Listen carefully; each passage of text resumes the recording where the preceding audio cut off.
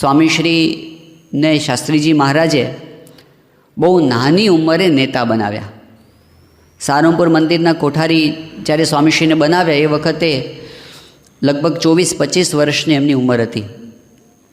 અને એ વખતે સારંગપુર મંદિરમાં જે બીજા બધા સંતો હતા, ઘણા એમનાથી ઉંમરમાં મોટા હતા, ઘણા એમનાથી દીક્ષામાં સિનિયર હતા, ઘણા વર્ષોથી અમુક વિભાગની અંદર જોડાયેલા હતા, એટલે અનુભવી હતા. સ્વામી માટે તો સાવ નવું હતું. હવે આવું જ્યારે બને ને ત્યારે બહુ કઠણ પરિસ્થિતિ હોય છે કે આપણને કોઈક હોદ્દો આપી દે અને આપણે એવા લોકો પાસે કામ લેવાનું કે જે બધા આપણાથી મોટા હોય. બહુ કઠણ પડે એ વખતે. જૂના હોય, એની રીતે કામ કરવા ટેવાયેલા હોય, અને આપણે તો નાના અને નવા હોઈએ, કેવી રીતે એની પાસેથી કામ લેવું? પણ સ્વામીશ્રી એમને રીત શીખવાડી. પ્રમુખ સ્વામી મહારાજ સાથે આ સંબંધી બધી વાતો ચાલતી હતી. એ વખતે સ્વામીએ સહજ ભાવે બોલવા માંડ્યા. સ્વામી કે આપણે નવા હતા અને આપણે જાણતા હતા કે ખરેખર આપણે નાના છીએ, આ બધા મોટા જ છે એવું સ્વામી કે આપણને ખબર હતી. અને એટલે સ્વામી કે હું છે ને બધાને મળી આવ્યો. બાપા કે એ વખતે શું હોય, ખેતીવાડી સંભાળતા હોય તો એ પણ કોઠારી જ કહેવાય, એ ખેતીવાડીના કોઠારી કહેવાય. ગૌશાળા સંભાળતા એ ગૌશાળાના કોઠારી કહેવાય. પછી સ્વામી કે ભંડાર સંભાળતા એ ભંડારના કોઠારી કહેવાય. તેલ ઘીનો કોઠાર જુદો હોય તો એના કોઠારી. સ્વામી કે મંદિર મોટું ગોળમ ગોળ, એમાં કોઠારી 15-16, એટલે બધા પોતપોતાના વિભાગના કોઠારી હોય. સ્વામી કેવું બધાની પાસે જઈ એક એકને મળી આવ્યો અને કીધું કે જો મને શાસ્ત્રીજી મહારાજે સેવા આપી છે, પણ મને કંઈ બહુ અનુભવ નથી, એટલે મારી કંઈ ભૂલ થતી હોય તો તમારે મને કહેવી અને તમારે સલાહ આપવી, તમારે મને સહકાર આપવો. એવી રીતે સ્વામી નમ્રતાથી બધાને મળી આવ્યા. તો બધાને છે ને સ્વામીમાં પ્રેમ થઈ ગયો. બધાને સ્વામી પોતાના લાગવા માંડ્યા. બધા એમની સાથે આવી ગયા. પછી સ્વામીએ શું કર્યું, એ વખતે સારંગપુરમાં હનુમાનજીનું જે મંદિર છે, જૂનું મંદિર, એના કોઠારી વીરસંગ ભગત હતા. એ તો પીઢ હતા ને મોટી ઉંમર હતા, વ્યવહાર કુશળ હતા.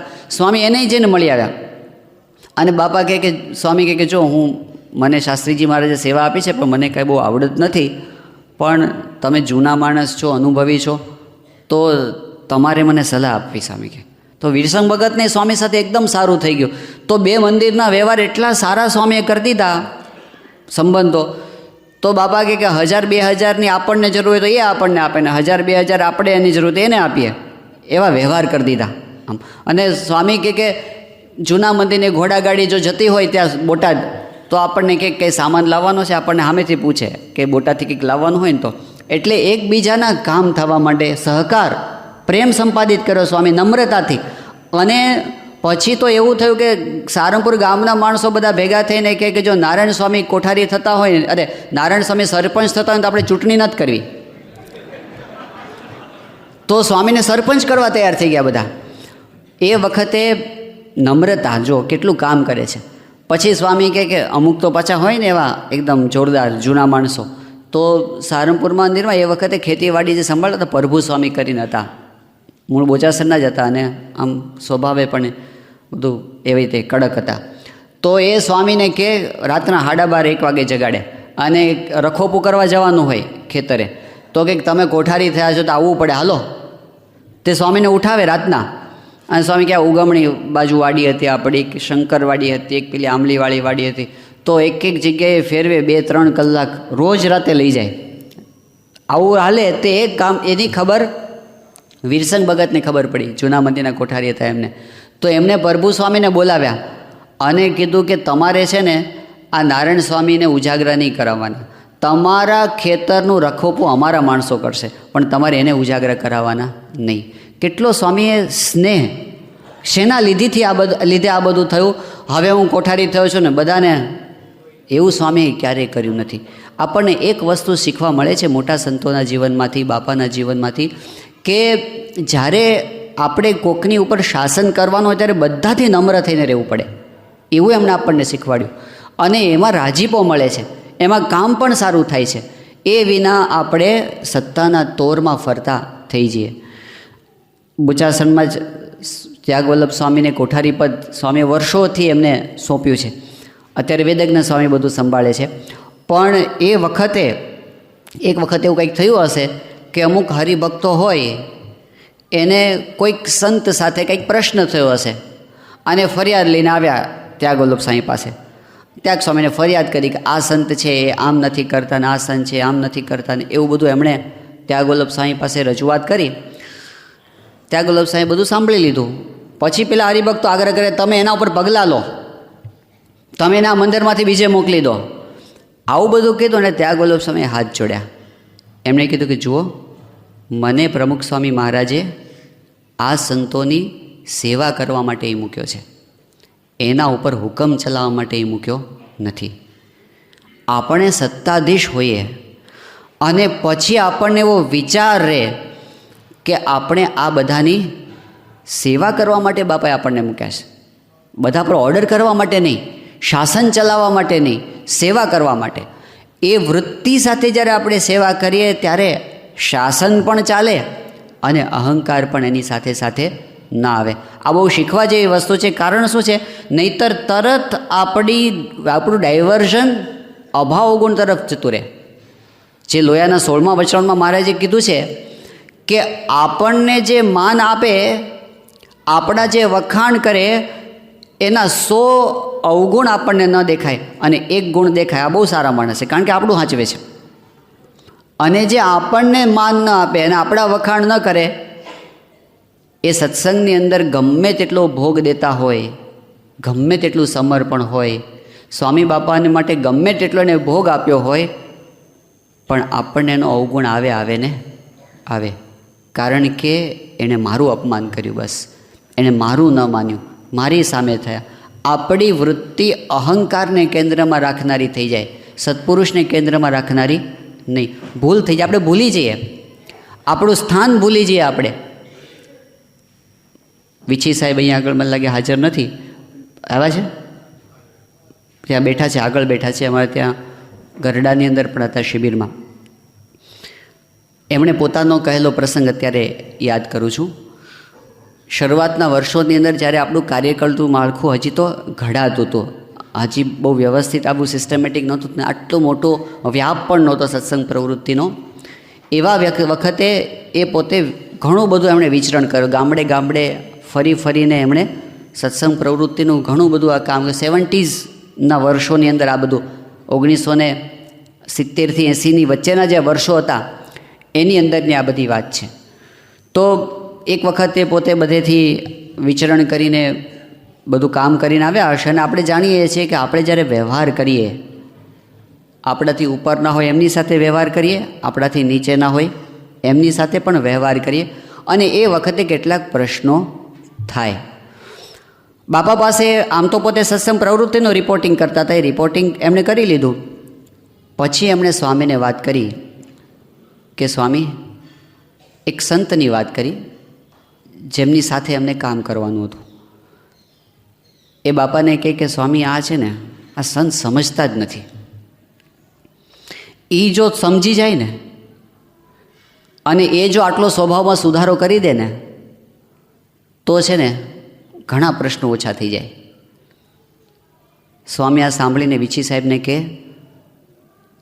કે વિછી સાહેબ, એ સમજ્યા છે ને એટલે તો અહીંયા આવીને બેઠા છે. વિછી સાહેબ આ વાત પ્રસંગ કહેતા એકદમ ગળગળા થઈ જાય છે. એમણે હાથ જોડી દીધા સ્વામીને કે સ્વામી, અમારી આંખો ખોલી દીધી. આપણે ભૂલી જઈએ છીએ, વ્યવહાર એવો છે ને, ગુણાતીતાનંદ સ્વામી કે અંતર ઉજરડાઈ જાય, અંતર ઉજરડાઈ જાય. મહિમા, દાસત્વ, સરળતા, આ બધું આપણે ભક્તિ કે પ્રવૃત્તિની ઓથમાં એનું બહાનું લઈ અને દબાવી દઈએ. અને એના આપણી પાસે લોજિકલ કારણો હોય પાછા અવગુણ લેવા માટેના, અને એની ચર્ચાઓ કરવા માંડીએ. ક્યાંથી રાજીપો પ્રાપ્ત થાય? ક્યાં જઈને આપણે ઊભા રહીએ? નેતૃત્વ કરવા માટે આવ્યા એટલે આપણને એમ થઈ જાય કે આપણને દરેક વિભાગમાં ઓપિનિયન આપવાનો અધિકાર છે, એની ચર્ચા કરવાનો અધિકાર છે. એટલે સ્ટેટમેન્ટ હોય આપણી પાસે સ્ટેટમેન્ટ હોય. જ્યારથી મંદિરમાં પ્રવેશ કરીએ ત્યારથી સભામાં આવીએ ત્યાં સુધીમાં સ્ટેટમેન્ટ હોય કે અહીં આ બરાબર નથી, આ બરાબર નથી, આ બરાબર નથી, આ બરાબર નથી. ડાયવર્ઝન થઈ ગયું. આ સત્સંગની અંદર આપણે કોઈને સુધારવા માટે આવ્યા નથી. આ સત્સંગમાં આપણે સુધરવા આવ્યા છીએ. આ સત્સંગમાં આપણે કોઈને સીધા કરવા નથી આવ્યા, બધાનો મહિમા સમજવા આવ્યા છીએ. બધાની સેવા કરવા માટે આવ્યા છે એ ભૂલાઈ જાય અને એમ થાય કે હું જૂનો છું, મને આટલી ખબર પડે છે. એ બુદ્ધિ, એ સત્તા, એ પ્રવૃત્તિની ઓથમાં ભૂલ થવા માંડે. નેતા છતાં સેવકનું આદર્શ ઉદાહરણ સ્વામી બાપા આપણને જોવા મળે છે. મોટાભાગે એવું હોય છે કે લોકો પુસ્તકોમાંથી જોઈ અને પોતાના જીવનમાં આમ સુધારવા પ્રયત્ન કરતા હોય છે, શીખવા પ્રયત્ન કરતા હોય છે લીડરશિપમાં. આપણે ત્યાં કેવું છે, બાપાના જીવન સામું જોઈએ અને પુસ્તકો લખાય એવું છે. આમ જોઈએ ને આપણને કહો આને લીડરશિપ કહેવાય, લખો. આમ જે આને લીડરશિપ કહેવાય. કઈ વસ્તુ દેખાય છે આપણને? 2-3 વસ્તુને આપણે અત્યારે યાદ કરીએ. નેતૃત્વ કયું કહેવાય? સ્વામીના જીવન સામું જઈએ ત્યારે આપણને ખબર પડે છે કે જે કામ કરવામાં પોતે આગળ હોય અને યશ આપવામાં બીજાને આગળ કરે, એ લીડરશિપ છે. કામ કરવાનું હોય ત્યારે પોતે ફ્રન્ટ રોમાં આવીને કામ કરતા હોય, પહેલી જ રોમાં આવીને પોતે ઉપાડે. ગોંડલમાં ગુરુકુળનું કામ ચાલતું હતું ને એ વખતે કડિયા તરીકે જે હરિભક્ત કામ કરતા હતા, લાદી ઉપર ચડાવવાની હતી, પણ મજૂર માણસો થાકી ગયા હતા અને કંટાળી ગયા હતા, હાથમાં છાલા પડી જતા હતા. એ કે નહીં કરીએ અમે, આ કામ અટકી ગયું. હવે બધા પોતપોતાની સેવામાં વ્યસ્ત હતા અને સ્વામી પાસે આવીને એમને કીધું કે સ્વામી કોઈ માણસ નથી. સ્વામી તો પ્રમુખ પદે હતા, યોગી બાપાના વખતની વાત છે. એમણે કાંઈ કર્યું નહીં, કોઈને કાંઈ કીધું નહીં.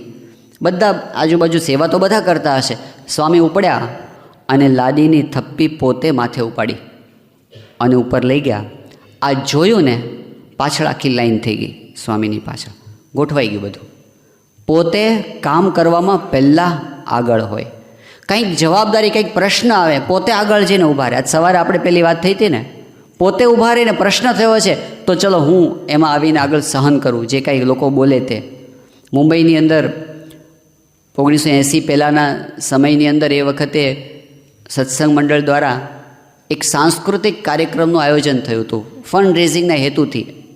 જે ઉત્સવ આવતો હતો આપણે 81નો, એના માટે. તો ફંડ રેઝિંગના હેતુથી સાંસ્કૃતિક કાર્યક્રમ એનો હોલ બુક કરાવેલો હોય. એ હોલની અંદર તો ફિક્સ્ડ પેલી સીટો હોય અને એ પ્રમાણે બહારના ગુણભાવીઓને ટિકિટો વેચવામાં આવી હતી. બાપાની હાજરીમાં કાર્યક્રમ હતો. હવે બન્યું એવું કે કાર્યક્રમ શરૂ થવાને વાર હતી ને આપણે તો કેવું છે, હરિભક્તોને બાપાના દર્શન થવાનો હોય ને બધા, એમને કે હરિભક્તોને બહુ ટિકિટ બિકિટ કશું હતું નહીં. તો વહેલા તો એ આવીને બેસી ગયા, હોલ ભરાઈ ગયો. અને ઓલા ટિકિટવાળા તો બધા બહાર રહી ગયા, જેને પૈસા લઈને એની પાસે ટિકિટો લીધી હતી. અને બહાર ઉહાપોહ ચાલુ થયો, કારણ કે અંદર જગ્યા જ નહોતી પ્રવેશ કરવા માટેની. ધમાલ બહાર થવા માંડી. સ્વામી તો અહીં અંદર હતા મંચ ઉપર. બાપાને ખબર પડી. સ્વામી પોતે ઊભા થઈને બહાર ગયા, જ્યાં ધમાલ ચાલતી વચ્ચે જઈને ઊભા રહ્યા નેતા. અને સ્વામીએ બધાના હાથ જોડ્યા. સ્વામીનો તો કાંઈ વાંક હતો જ નહીં. સ્વામી બધાને હાથ જોડ્યા. વાંક કોનો હતો? અંદર જે હરિભક્તો બેસી ગયા તેમનો હતો. પણ સ્વામીએ હાથ જોડીને કીધું કે જુઓ, અમારી ભૂલ થઈ ગઈ છે, અમારી વ્યવસ્થાની અંદર આટલી ભૂલ થઈ ગઈ છે, તો તમે થોડી વાર ધીરજ રાખજો, બીજો શો તમારા માટે કરવામાં આવશે. આવું કહીને સ્વામીએ બધાને ટાઢા પાડ્યા, પણ માથે પોતે લીધો, પોતે માફી માગી. તો જ્યારે પ્રશ્ન ઊભો થાય કામ કરવાનું, ત્યારે પોતે આગળ જઈને ઊભા રહે. અને જ્યારે જશ આપવાનો હોય, આપણે બધાએ અનુભવ કર્યો છે, ઘણા બધાએ આપણે સ્વયંસેવક તરીકે સેવા કરી છે. 1981નો સમયો પૂરો થયો એ વખતે સ્વામીશ્રીએ સ્વયંસેવકોને સભામાં બધાને ઉદ્દેશીને વાત કરી હતી. સ્વામી કહે કે તમે એટલી સેવા કરી છે, તમને કરોડો કરોડો દંડવત કરીએ તો પણ ઓછું છે. આપણે એના પર ઉપકાર કરતા હોય ને એવી રીતે. હવે આપણે તો આપણા મોક્ષ માટે સેવા કરીએ છીએ, પણ સ્વામી એવું નથી કહેતા તમારે ગરજ હોય તો સેવા કરો. ખરેખર તો એવું હોવું જોઈએ ને. સેવા એમણે આપી, આપણા સદભાગ્ય છે, એ તો પોતાના સંકલ્પે કરે એમ છે. પણ આપણને કે તમને કરોડો દંડવત કરીએ તો પણ. સ્વામી કે મેં તો ખાલી ખુરશી શોભાવી છે. 85ની સાલમાં ત્યાં સમયના ગ્રાઉન્ડ ઉપર જ સ્વયંસેવકોની સભા થઈ અને એ વખતે સ્વામી ઊભા થઈને પ્રવચન કરવા માંડ્યા. અને બાપા કહે કે આ સમયનો જે કાંઈ યશ છે એ આપ બધાને લઈને છે. એમાં જે પુરુષાર્થ કર્યો છે તમે, એનાથી આ કાર્ય શોભ્યું છે. આપની સેવાને કોઈ શબ્દોથી નવાજી શકાય એમ નથી. તમે ભૂખ, તરસ, માન, અપમાન વેઠીને આપ સૌએ સેવા કરી છે. આ ઉત્સવ નિર્વિઘ્ને ઉજવાયો, એમાં આપ બધાની કૃપા, તમારો પ્રેમ, સહકાર અને પુરુષાર્થ છે. સૌની સમર્પણ ભાવનાથી આ થયું છે. એમ કહેતાં કહેતાં તો સ્વામી એકદમ ગળગળા થઈ ગયા. સ્વામીની વાણી છે એ ત્યાં અટકી ગઈ. 95ની સાલમાં ઘણા બધા આપણામાંથી સેવા કરી છે. આપણને ખ્યાલ છે કે સ્વામીશ્રીએ સ્વયંસેવકોની સભા વચ્ચે ગોઠવી હતી અને એમાં સવારે પૂજા પછી બાપા આશીર્વાદ આપતા હતા અને સ્વામી બધાને હાર પહેરાવ્યો હતા. ઘણા બધા આમાંથી હાજર હશે. આપણને એની પાંખડી પણ એ વખતે પ્રસાદીની પ્રાપ્ત થઈ હતી. સ્વયંસેવકોને સ્વામી હાર પહેરાવે. 92ની સાલમાં તો કોઈને ખબર જ નહોતી સ્વામી આવું કરશે. તો મંત્ર પુષ્પાંજલિને બધું થઈ ગયું. સ્વામીએ કીધું અહીં પુષ્પો મારી પાસે રાખો. એટલે ત્યાં સ્ટેજ ઉપર જે સંતો હતા, ખબર નહીં કેમ સ્વામીએ પુષ્પો મંગાવ્યા, પણ બાપાએ આશીર્વાદ આપતા હતા એટલે બધા છેલ્લા આશીર્વાદ એમાં સ્વામીએ વચ્ચેથી ફૂલ લીધા પોતાના હાથમાં અને બધા સ્વયંસેવકોને ઉદ્દેશીને સ્વામી કે હું તમને મંત્ર પુષ્પાંજલિ કરું છું કે તમે બધાએ આ સેવા કરી છે. એટલે બધાની આંખમાં એ વખતે આંસુ આવી ગયા કે સ્વામી આપણને આટલો બધો આમ રિસ્પેક્ટ આપે છે, આટલો બધો જશ આપે છે, કામ કરવામાં પોતે આગળ હોય. હવે આ બધા કામ કરવા આપણે જોઈએ છે 81નો કે 85નો કે 92નો કે 95નો જે સમય થયો કે અક્ષરધામ જેવો મહોત્સવ થયો, પણ એ બધાની અંદર જે કાંઈ આપણે કરી શક્યા, મોટામાં મોટું તો ફાઇનાન્શિયલ તમે ગણો ને, પૈસા લોકો કોને લઈને આપે છે? આપણા નામે કોઈ આપે? પ્રમુખ સ્વામીનું નામ લઈને આપણે ઊભા જઈએ છીએ અને આપણા કામ, આપણા દરવાજા ખુલી જાય છે બધે. એટલો લોકોના હૃદયમાં સ્વામીનું સ્થાન છે. એમને લઈને બધું થાય અને છતાંય એ આદર આપણને આપે. કામ કરવામાં પોતે આગળ રહે, જશ આપવામાં બીજાને આગળ કરે. બીજું કે બીજાના સ્વભાવ હોય, બીજા કંઈ ભૂલ કરે તો બીજાની ભૂલને ઉદાર હૃદયથી માફ કરી દે, ભૂલી જ જાય. અને પોતાની ભૂલ હોય તો માફી માગે. સ્વામીશ્રીએ ભૂલો કેટલી બધી માફ કરી છે. ઘણી બધી તો બહાર જ નથી આવી, પણ આપણે મોટામાં મોટી ભૂલ કહીએ, સ્વામીને ઝેર આપવાના પ્રયત્નો થયા. આપણે જાણીએ છીએ એ વખતે સ્વામી પ્રમુખ પદે હતા અને જે એમની સાથે હતા રસિકભાઈ સેક્રેટરીને બધા, એ તો બધા એકદમ નિર્ણય પર હતા કે આના પર પગલાં લેવા જોઈએ. સ્વામીએ બધાને ઠાર્યા અને જે 2-4 જણ જાણતા હતા એ બધાને સ્વામીએ પ્રતિજ્ઞા લેવડાવી કે આ વાત કોઈ 5મી વ્યક્તિ પાસે જવી જોઈએ નહીં. પ્રતિજ્ઞા લેવડાવી. અને જે વ્યક્તિની ભૂલ થઈ હતી એ તો હવે પકડાઈ ગયા હતા. એટલે એ કે મારે હવે રહીને કરવું શું, જવા તૈયાર થયા. સ્વામીએ એને રોક્યા, એને આશ્વાસન આપ્યું અને બાપા કે અત્યારે આ ઉંમરે તું બીજે ક્યાંક જઈશ, દુઃખી થઈશ, સંસ્થામાં રહે, તને કંઈ વાંધો નહીં આવે, લોકો 1-2 વર્ષમાં બધું ભૂલી જશે. એમ કરીને આખી જિંદગી એનું પાલન એ સ્વામીએ પોતે કર્યું. આપણા વિરુદ્ધ કોઈ 2 શબ્દ બોલી જાય, આપણી ગેરહાજરીની અંદર કોઈ 2 શબ્દ બોલી જાય ને આપણને ખબર પડે, આપણને આંટી બંધાઈ જાય છે, ગાંઠ બંધાઈ જાય છે. પછી આપણે એની સાથે છૂટથી વાત પણ નથી કરી શકતા, એવા સંબંધો થઈ જાય. સ્વામી માફ જ કરી દે. પહેલી વ્યક્તિને અણસાર પણ ન આવવા દે કે સ્વામીને બધી. તો એને એ પ્રકારનું માર્ગદર્શન મળે એના માટે થઈને બોલ જેવો હોય જ નહીં, પણ સ્વામી પોતે અવશ્ય એકદમ નમ્ર થઈને માફી પોતે માગે. આચાર્ય સ્વામી પોતે પોતાનો પ્રસંગ કહે છે. એ તો એ વખતે વિદ્યાનગર છાત્રાલયમાં સેવા આપતા હતા, સાધુ થયા પછીની વાત છે. પણ સ્વામીશ્રી છાત્રાલય પધાર્યા અને પછી ત્યાંથી એમનો કાર્યક્રમ એવો હતો કે એમને વડોદરા જવાનું હતું બાપાને, પણ વચ્ચે કરમસદમાં કોઈ પધરામણી ગોઠવાઈ ગઈ. હવે કરમસદ થઈને બાપા સીધા જ, એમને ઉતાવળ હતી નીકળવાની, એટલે સીધા વડોદરાના રસ્તે ચડી જવાના હતા. પણ આચાર્ય સ્વામીને ખબર નહીં અને એમને થયું કે આપણે લાભ લેવા માટે જઈએ બાપાનો પધરામણીમાં, પછી રિટર્નમાં અહીંયા જવાના છે ને બાપા, એટલે ભેગા પોતે જોડાઈ ગયા. એકલા જ હતા અહીંથી તો પોતે. સ્વામીએ તેમને કરમસદમાં જાય, સ્વામી કે તમે કેમ આવ્યા? એ કે લાભ લેવા. તો સ્વામી કે તો પછી પાછા કેવી રીતે જશો? એ વિચારમાં પડી ગયા. એટલે સ્વામી થોડા અકળાયા. સ્વામી કે અત્યારે મોડું થયું છે, પાછું અમારે એ બાજુ આવવું પડે. થોડું અકળાઈને સ્વામી 2 શબ્દ એમને કહ્યા. આચાર્ય સ્વામી કંઈ બોલી શક્યા નહીં. સ્વામી ગાડી આ બાજુથી લેવડાવી, છાત્રાલય બાજુથી. છાત્રાલયના દરવાજે આવ્યા એટલે એ વખતે આચાર્ય સ્વામી છે, એમણે કીધું સ્વામી હું અહીંયા ઉતરી જાઉં છું, તમે નીકળી જાઓ. સ્વામી કે ના, હવે અહીં સુધી આવ્યા છીએ તો આપણે ઠાકોરજીના દર્શન કરીને છે. એમ કરીને ગાડી અંદર લેવડાવી. ઠાકોરજીના દર્શન દંડવત સ્વામી કરતા હતા બાજુમાં આચાર્ય સ્વામીને દંડવત કરતાં કરતાં એમને રડવું આવી ગયું. સ્વામી બોલ્યા હતા ને એટલે કે આપણે સ્વામીને આમ તકલીફ પડી, તેમને રડવું આવી ગયું. તે સ્વામી એની સામું જોયું, ઊભા થઈને એમને બાથમાં લીધા અને પછી બાજુની રૂમતી યોગી બાપાને એમાં લઈ ગયા અને સ્વામી એમને એકદમ સમજાવવા માંડ્યા. સ્વામી કહે કે જુઓ, મારાથી તમને બોલાઈ ગયું ઉતાવળે તો તમે મને માફ કરજો, તમે યોગી બાપાના સાધુ, તમને દુઃખ થઈ ગયું, આમ છે તેમ છે. એ કહે કે ના ના બાપા, ભૂલ તો મારી જ હતી, એમાં તમારે એવું કરવાનું ન હોય. પછી સ્વામી ત્યાંથી નીકળ્યા પણ બાપાને સંતોષ થયો નહીં. સ્વામીએ રસ્તામાંથી બીજો કાગળ એક લખ્યો, આખો લાંબો કાગળ, અને એમાં કીધું કે મારી ભૂલ થઈ ગઈ કે હું તમને વઢ્યો, મારાથી આવું કહેવાઈ ગયું, તમે મને માફ કરજો, આવું બધું સ્વામીએ લખ્યું. એ કાગળ આચાર્ય સ્વામીના હાથમાં તેમને વધારે દુઃખ થયું એટલે એમણે સામે કાગળ લખ્યો કે બાપા તમે આવું કેમ લખ્યું, ભૂલ તો મારી હતી, તમારે આવું ન લખવું જોઈએ. પછી કે હવે આનો જવાબ ના લખતા, કારણ કે ભૂલ આપણી થઈ હોય કે ભૂલ આપણી ન થઈ હોય, સામેવાળી વ્યક્તિને દુઃખ થયું તો સમજવું કે આપણે એમની માફી માગવી જોઈએ. ભલે આપણે મોટા હોઈએ અને સામેવાળી વ્યક્તિ સાવ નાની હોય, નેતૃત્વ છે એમાં એમને શરમ ના આવે. આપણને ક્યારેક બીક એવી લાગે ભૂલમાં આપણે માફી માગશું ચડી બેસશે પાછા, પછી તો દર વખતે મંગાવશે માફી, અથવા તો એને યાદ રખાવશે બધું આપણને વારંવાર. એવી કોઈ પણ પ્રકારની ચિંતા કર્યા વગર આપણે એમને રાજી કરવા છે એટલે એમની માફી માગી લેવી.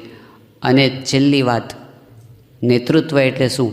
બીજાના સ્વભાવ સહન કરવા અને પોતાના સ્વભાવો તો બીજાને અનુકૂળ જ કરવા. બીજાના સ્વભાવને સહન કરવાને મોટાની મોટપ જ આ છે. તમે જુઓ, જે કોઈ મોટા છે ને આપણે ત્યાં, એની મોટપ જ આ છે કે આપણને સ્વભાવ સહિત સ્વીકારે, સ્વભાવ સહિત પ્રેમ કરે, જેવા છે એવા સ્વરૂપમાં આપણને સ્વીકારીને આપણને પ્રેમ કરે. એ એમની વિશેષતા છે. આપણને એવો અનુભવ ન થવા દે કે આપણા સ્વભાવ કેટલા એમને ખૂંચે એવા છે, કેટલા વાગે એવા છે. એના ખોળામાં રહીને આપણે એમને કેટલી લાતો મારીએ છીએ એ આપણને ખબર ન પડવા દે. સ્વભાવ સહિત સ્વીકારે અને પ્રેમ કરે, જેવા છે એવા સ્વરૂપની અંદર.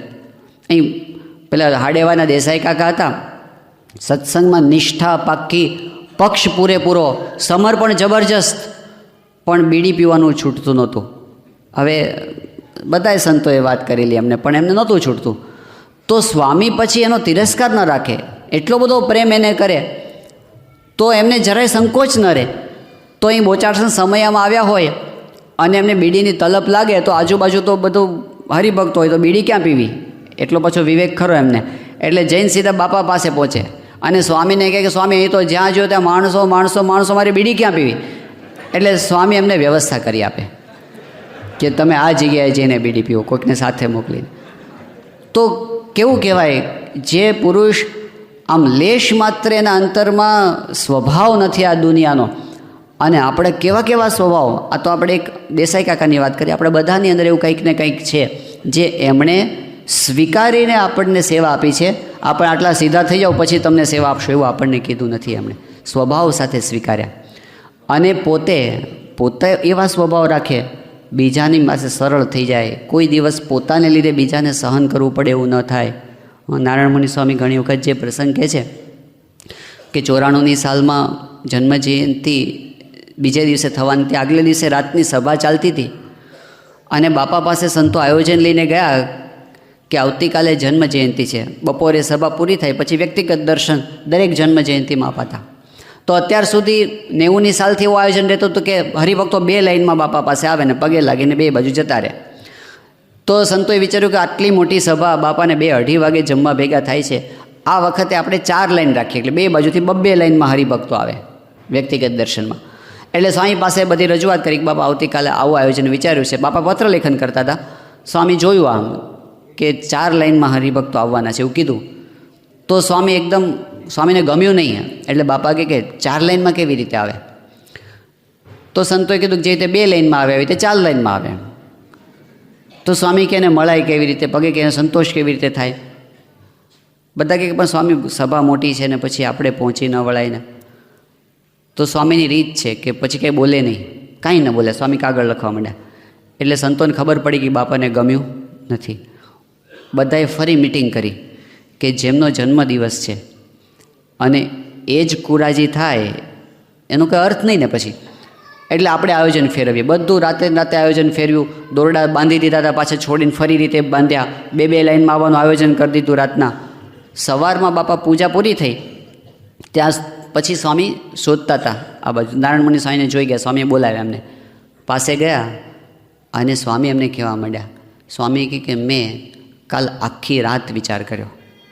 સ્વામી કહે કે ગુણાતીતાનંદ સ્વામી કીધું છે, સંત કહે તેમ કરવું તે શ્રેષ્ઠ છે, મન ધાર્યું કરવું તે કનિષ્ઠ છે. તમે સંત છો. સ્વામી એમ કહે છે. આનો અર્થ શું થાય છે આ વાતનો? આમ તો એવો અર્થ થાય કે એ સંતને આપણે કેમ કરવાનું હોય. સ્વામી કહે કે તમે સંત છો. અને સ્વામી કે મારે મનધાર્યું ન કરાય. તમે ઘણા સમયથી આયોજન વિચાર રાખ્યું, છેલ્લી ઘડીએ તમારું ફેરવી નાખું. સ્વામી કહે કે તમે જેમ કર્યું ને બરાબર છે. સંતો કે ના બાપા અમે બધું ફેરવી નાખ્યું છે. સ્વામી કે ના તમે કર્યું બરાબર છે. અને સ્વામીએ મૂકી દીધું. આપણું મનધાર્યું મૂકવાનું થાય. વિચાર કરો કે આમાં ક્યાં કામ જાજુ બગડી જવાનું છે. પણ સરળતા, ઘણું બધું વિચારીને આપણી નીચેના કાર્યકરો આવે ને આપણે છેલ્લી ઘડીએ કે આમ નહીં આમ, પણ તમે એનું સાંભળો તો ખરા. મૂકી દેવું પડે, વિચાર કરવો પડે. સ્વામી આખી રાત વિચાર કરે. આપણે 2 મિનિટ તો વિચાર કરી શકીએ ને, કે ભલે આપણાથી નાના હોય કે નવા હોય, પણ આપણે એમના આયોજનને પણ સાંભળવા, એમને પણ આદર આપવો. એ રીત બાપાએ આપણને જીવનથી શીખવાડી છે. કોઈ પુસ્તકમાં આપણને આ શીખવા મળે એવું નથી. તો એની રીત આપણી રે બીજી રીતે બાદ. અને જેના નિર્માની ભગવાન એના જનને જોઈએ કેમ માન. તો એવા દાસભાવથી આપણે સેવા કરી શકીએ એવી એમના ચરણોમાં પ્રાર્થના.